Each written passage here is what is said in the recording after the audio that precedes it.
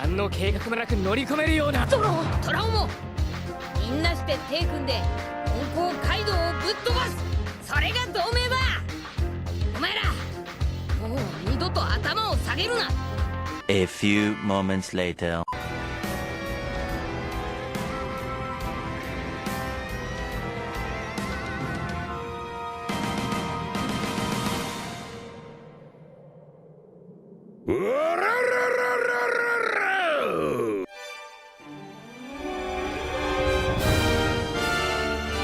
Hello everybody and welcome back to another chapter review. Myself, Manny from the Four Eyes Academia, and today we'll be talking about chapter 10,013 entitled Big Mom's Anarchy. So there are three big takeaways from this chapter. One is that Luffy's not ready to fight a Yonko just yet, especially not one-on-one. Two, Big Mom is an obnoxious, self-centered child in a woman's body, but we already knew that. And three, somebody needs to call the horny police on Prometheus right now. And without further ado, let's get into the chapter review.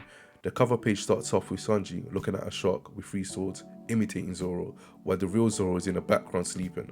And then we move on to the contents of the chapter. We start off where we left off from chapter 2012 with Nami attacking Oti. Now we see Nami standing in front of Oti holding a baton while Big Mom is towering over the both of them. Usopp tells Nami that they need to leave. As Big Mom is there, Tama is hurt and they won't survive if they remain in the same place. Nami just says that running away won't solve anything. They need to solve the problems here and now. This is when Nami launches another attack at Oti, Tornado Tempo. Unfortunately, Oti dodges it and manages to grab her hands on Nami and is ready to cave her head in with a headbutt. I don't think this is too surprising. I don't think anyone expected Nami to defeat Oti here and there with the same attacks that she used earlier, and she still is in need of more lightning that she hasn't received yet. But before Oti is able to headbutt Nami, Big Mom launches an attack. She uses Napoleon, Prometheus and Hera to combine infusion attack at Oti called Mesa Cannon.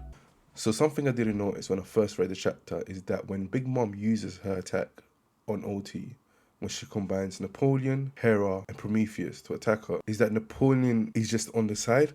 It doesn't seem to be involved in the attack. So when we did our chapter review over on Twitch, somebody in the channel mentioned that Napoleon might be used to conduct electricity and heat, which is obviously Hera and Prometheus respectively. So I wonder if that's what Napoleon's role was in that attack, because otherwise I don't know what Napoleon's role was. This completely knocking Oti out, allowing Nami, Usopp and Tama to escape.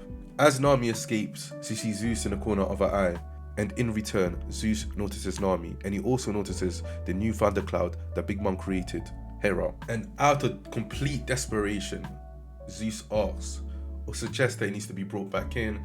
He says that, oh, now that there's four of us, we're going to be completely unstoppable, but Big Mom doesn't have it one bit, telling Zeus that he's no longer wanted and that he needs to give his soul to Hera so Hera could become stronger.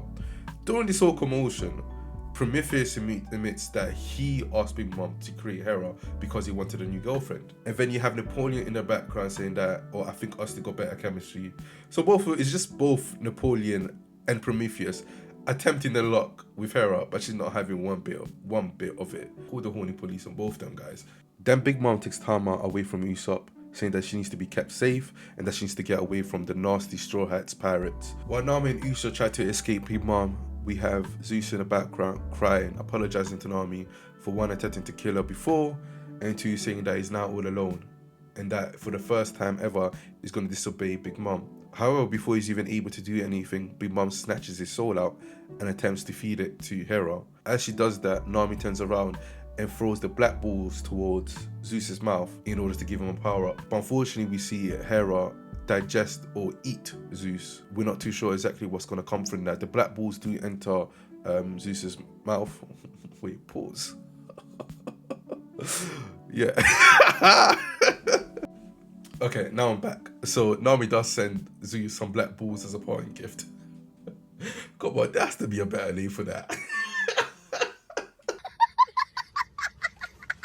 So every time a One Piece chapter is released, we jump on our Twitch channel to discuss the chapter, whether it be on the very same day or the next day. And often we have people join our voice chat or just leave messages within the Twitch channel to get the points across or to add their comments on that chapter or whatever One Piece discussion we're having. In the latest chapter, we had Jerry, a good friend of the channel, had his opinion on Nami taking Zeus. Yeah. Hopefully they do reunite, but we'll have to...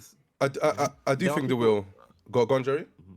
Yeah, but I agree with what you're saying, but there are people that said that they don't want Nami to get Zeus. Why? It's because it's on.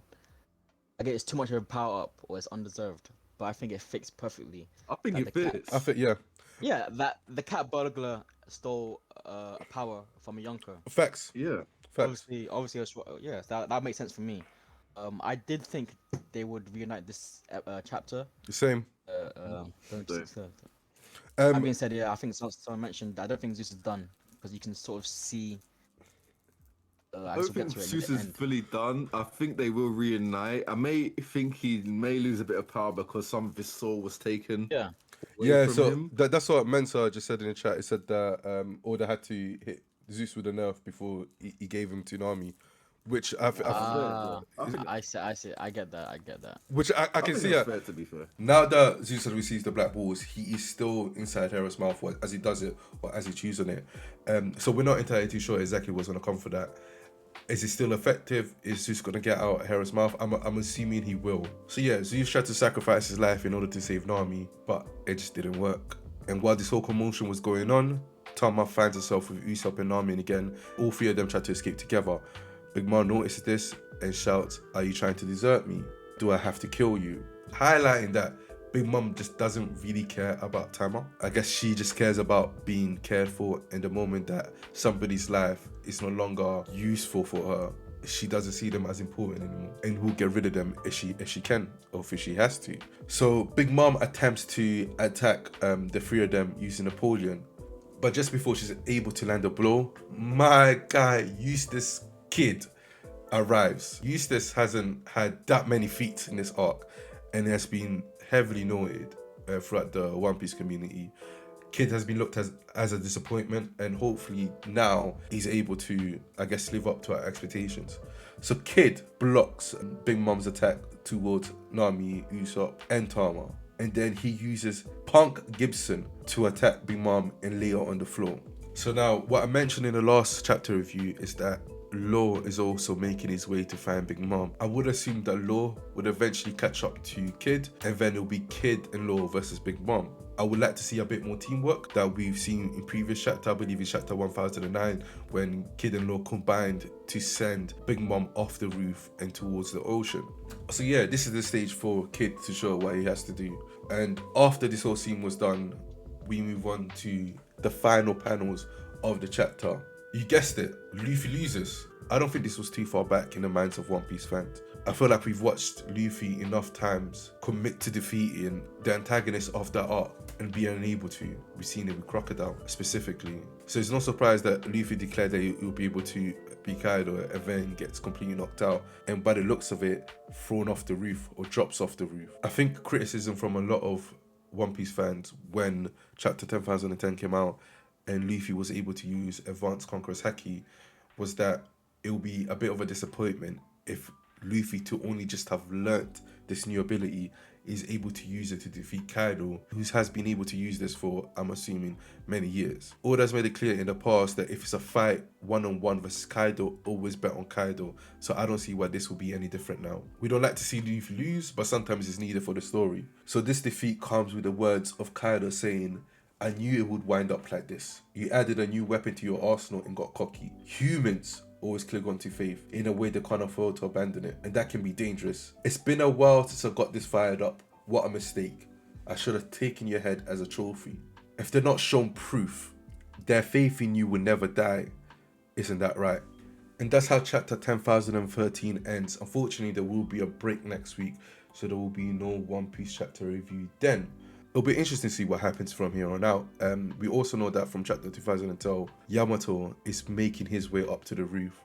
So I'm assuming that the main reason why Oda decided to get Luffy off the roof for now is so that we can get some interaction between Kaido and Yamato one-on-one. And I predict that there's going to be a flashback occurring at that point. Luffy will somehow find his way back onto the roof. I don't know if somebody's going to save him or if Luffy may gain consciousness halfway through falling down and just stretches his arms out and reaches back to the roof. If somebody does save Luffy, it would either be Yamato, which I doubt. I think Yamato's in this part of the story is to go on the roof and talk to his father, or it could be Momo that can hear voices of all things. He can hear that Luffy and Kaido were the only two voices on the roof, and I think that Momo will now realize that Luffy's voice can no longer be heard. He might attempt to make his way to the roof, or might attempt to fly out of Wano knowing that Luffy's falling down and capture Luffy. There's so many different possibilities of what could happen. The other one could be that Luffy might be already above Flower Capital and might be falling from there. It'll be interesting to see. I'm looking forward to chapter 10,014 when it is released in 2 weeks' time. What happens from there, how Luffy's going to get back up to fight Kaido again. I don't think Luffy's going to be Kaido one-on-one towards the end of the story. We still need to get the prophecy fulfilled. There still needs to be 9 individuals that take down Kaido. So until that happens, I don't see Kaido losing one-on-one. But yeah, this was a great chapter. It was a really enjoyable chapter. It was mostly focused on Big Mom, Nami, and a bit of Kid at the end, and obviously Zeus. But what stole it away was definitely the final panel of seeing Luffy falling from the island. So yeah, thank you for listening to this chapter review. If you got to this part here, I am really grateful.